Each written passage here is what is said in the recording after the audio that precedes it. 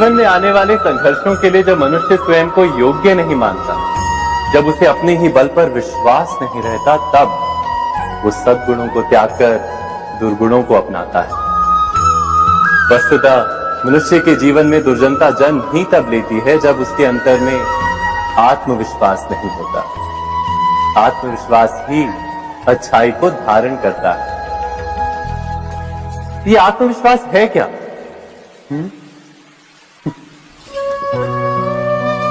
जब मनुष्य ये मानता है कि जीवन का संघर्ष उसे दुर्बल बनाता है, तो उसे अपने ऊपर विश्वास नहीं रहता। वो संघर्ष के पार जाने के बदले संघर्ष से छूटने के उपाय ढूंढने लगता है। किंतु जब वो ये समझता है कि ये संघर्ष उसे अधिक शक्तिशाली बनाते हैं, ठीक जैसे व्यायाम करने से देह की शक्ति बढ़ती है, तो प्रत्येक संघर्ष के साथ उसका उत्साह बढ़ता है। अर्थात आत्मविश्वास और कुछ भी नहीं, मन की स्थिति, जीवन को देखने का दृष्टिकोण मात्र है। और जीवन का दृष्टिकोण तो मनुष्य के अपने वश में होता है। स्वयं विचार कीजिए।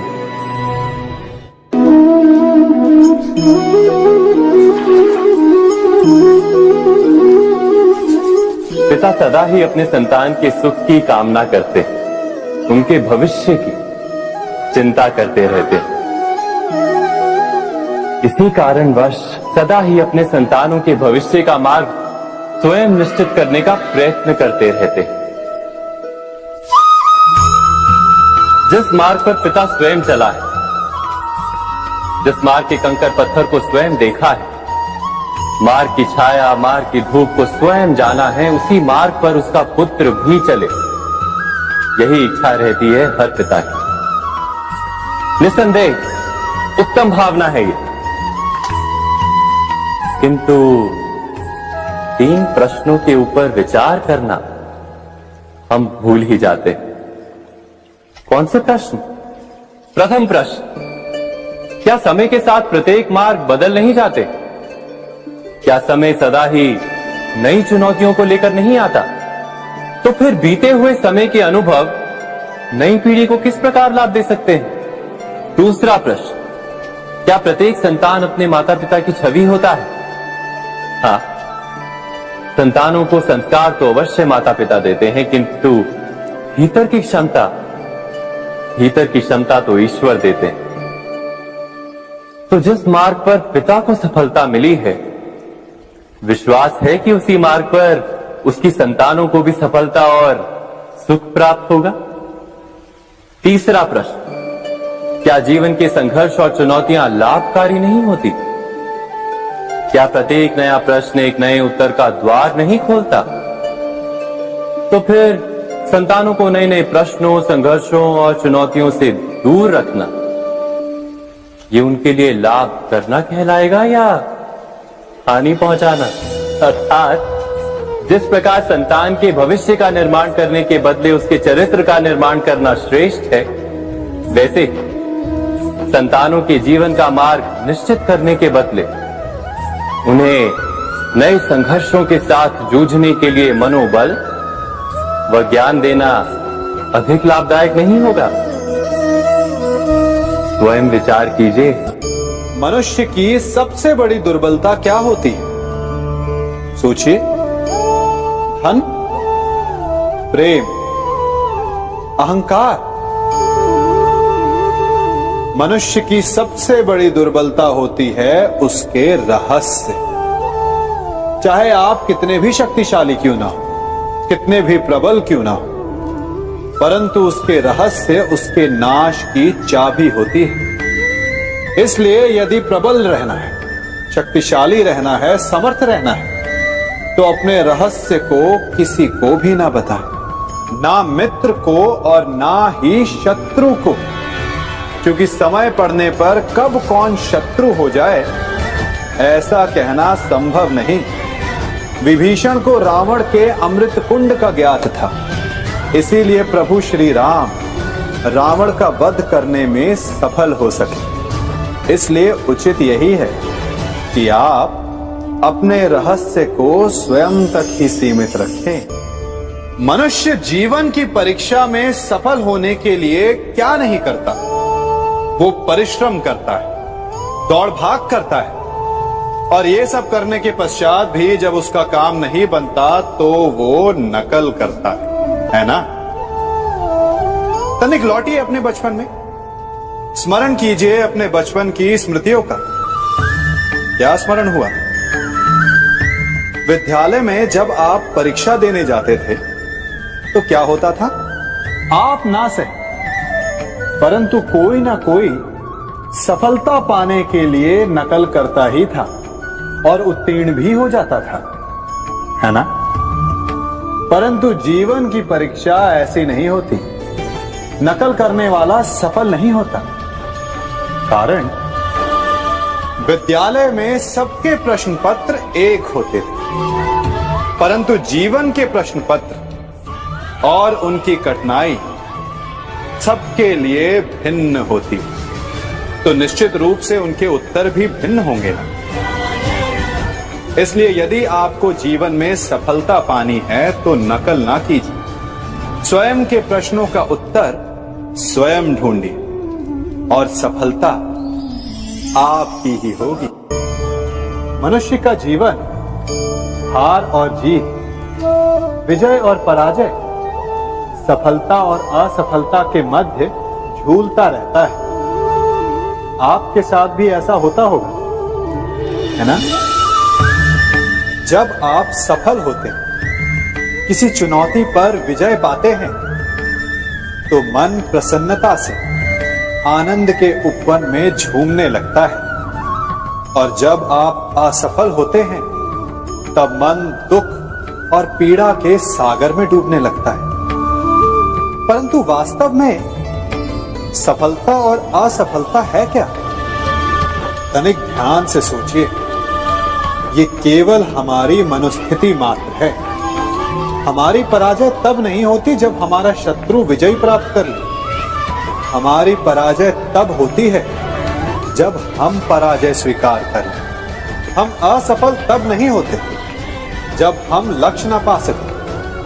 हम असफल तब होते हैं जब हम प्रयास करना बंद कर दें। इसलिए प्रयास करते रहें और हार ना माने, क्योंकि जिस दिन आप हार स्वीकारना बंद कर देंगे, जीत आपके चरणों में होगी। सबने बरगद के वृक्ष को तो देखा ही होगा। क्या आपको ज्ञात है, बरगद के वृक्ष के बीज का आकार राई से भी छोटा होता है, परंतु बरगद का वृक्ष संसार के महाकाय वृक्षों में जाना जाता है।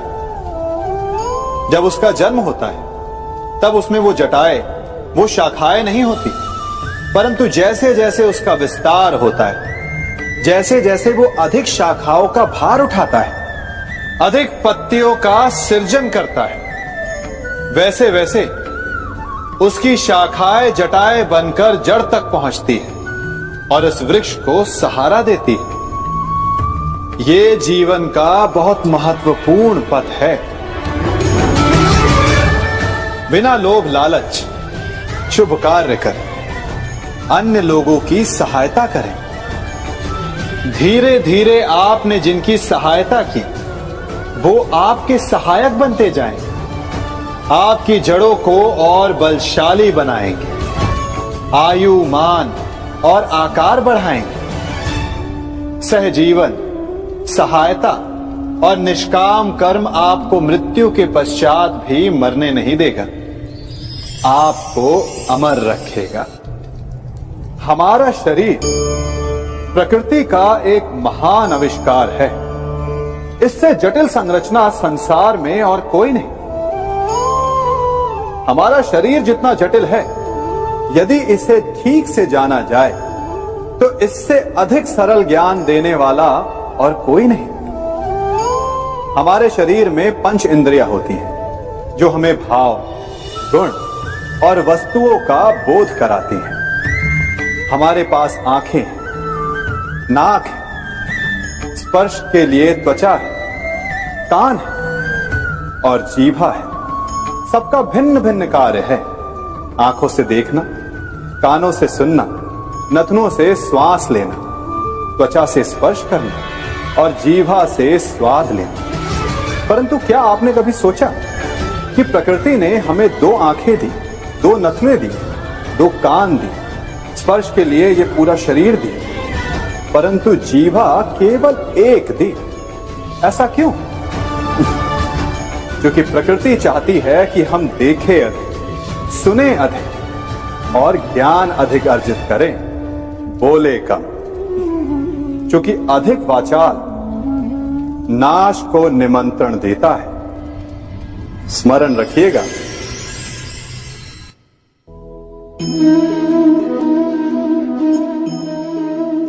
ये सदा यही कहते आए कि यदि आगे बढ़ना है तो अपनों का साथ दो। सत्य कहते हैं, अपनों का साथ देना ही चाहिए, परंतु साथ देने से पूर्व ये अवश्य पहचान लेना चाहिए कि अपने हैं कौन। क्या अपने वही होते हैं जिनके साथ हमारा रक्त संबंध होता है, या अपने मित्र? अपने वो होते हैं जो हमें सद्कार्य के लिए प्रेरित करें, हमें आगे बढ़ाएं, हमारा साथ दें। और वो जिनका साथ देने से समाज का नाश, धर्म की हानि, वो सगे हो करके भी सगे नहीं होते। इसलिए जब अपनों की परिभाषा का चुनाव करें तो उन्हें अपना माने जो आपका साथ दे, उन्हें नहीं जो हमें अज्ञान के मार्ग पर ले जाएं।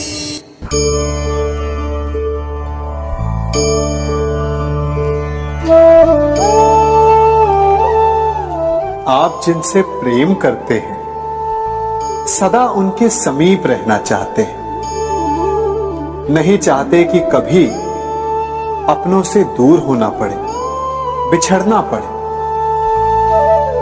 परंतु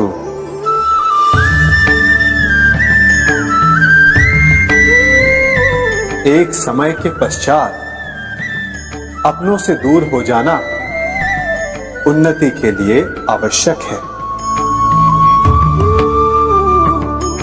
आप माता पिता हैं। यदि आप अपनी संतान के जीवन के हर पथ पर उनका मार्गदर्शन करते रहेंगे तो आपकी संतान स्वयं मार्ग चुनना कैसे सीखेगी? मार्ग के कांटों से स्वयं को बचाना कैसे सीखेगी? इसीलिए एक समय के पश्चात अपनों से बनाई गई दूरी सदा लाभदायक रहती है। आज मैं आप सबको एक कथा सुनाता हूं। एक दिन प्रातः एक व्यापारी अपने घर से निकला। घर से निकलते ही एक बिल्ली ने उस व्यापारी का मार्ग काट दिया। व्यापारी घबरा गया। वो फिर से घर लौट गया और शुभ घड़ी की प्रतीक्षा करने लगा। और जब वो पुनः अपने घर से निकला तब वो वाहन जा चुका था जिससे राजा तक पहुंचकर उसे भेंट देनी थी। राजा को भेंट नहीं मिली। राजा क्रोधित हो गए। राजा ने उस व्यापारी का व्यापार बंद करवा दिया। इस कारण व्यापारी क्रोधित होकर घर पर अपनी पत्नी से लड़ बैठा। पत्नी अपने बच्चों समेत मैके वापस चली गई और उस व्यापारी के जीवन में यदि कुछ रह गया था तो केवल अंधकार। और इन सब का कारण वो उस बिल्ली को मानता रहा जिसने उसका मार्ग काटा था। ऐसा ही एक दूसरा व्यापारी राजा को भेंट देने निकला और उस व्यापारी का मार्ग भी एक बिल्ली ने काट दिया। वो व्यापारी तनिक घबराया, परंतु उसने आगे बढ़ना अधिक उचित समझा। राजा तक वो समय पर पहुंचा। उसने राजा को भेंट की। राजा प्रसन्न हुए और राजा ने व्यापारी को अपना व्यापार बढ़ाने की अनुमति दी, स्वर्ण आभूषण दी। जब व्यापारी घर पर पहुंचा तो पत्नी को आभूषण और अपने बच्चों को देने के लिए वस्त्र थे उसके पास। हर ओर प्रसन्नता थी। समझ रहे हैं ना? दोनों के साथ एक ही प्रकार की घटना हुई, परंतु दोनों की प्रतिक्रिया भिन्न थी। ऐसा ही हमारा जीवन भी है। हमारे जीवन में प्रारब्ध का अपना स्थान है, परंतु उससे कई अधिक महत्वपूर्ण हमारी प्रतिक्रिया, हमारे सोच का प्रभाव है, क्योंकि यही हमारे जीवन को आकार देते हैं। इसलिए अपनी सोच को सकारात्मक रखिए। आपका जीवन सदैव आनंदमय।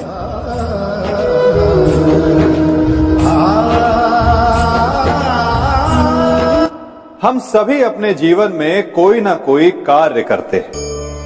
कार्य करते हैं तो थकान की अनुभूति होती है, और यदि थकान ना उतरे तो कार्य करने का मन नहीं करता।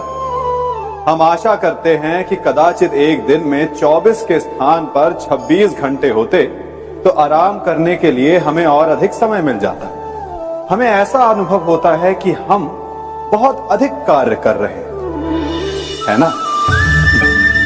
परंतु क्या आपने कभी सोचा है कि जो लोग संसार में सफल हैं, उनके पास भी सफल होने के लिए दिन में केवल 24 घंटे थे, तो फिर वो सफल क्यों है?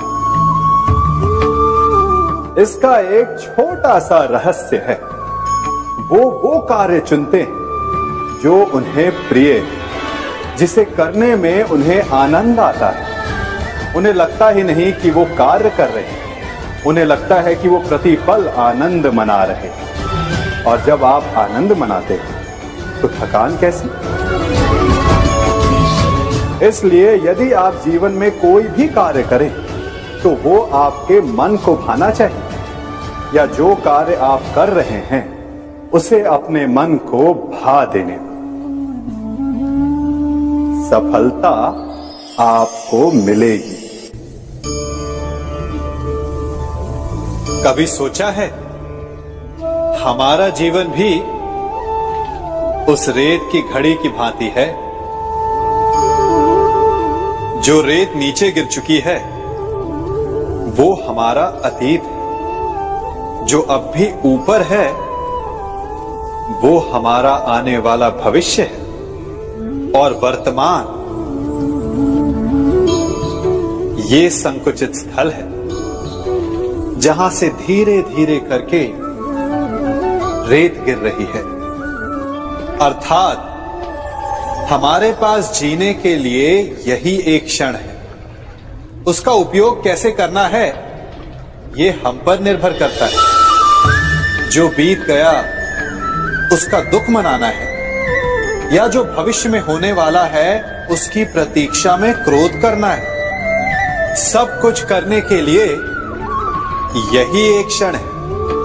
प्रसन्न रहना है तो उसके लिए भी यही एक पल है। प्रतीक्षा करते रहोगे तो ये पल भी भूतकाल में बदल जाएगा। इसलिए आनंद के लिए, परोपकार के लिए प्रतीक्षा ना कीजिए।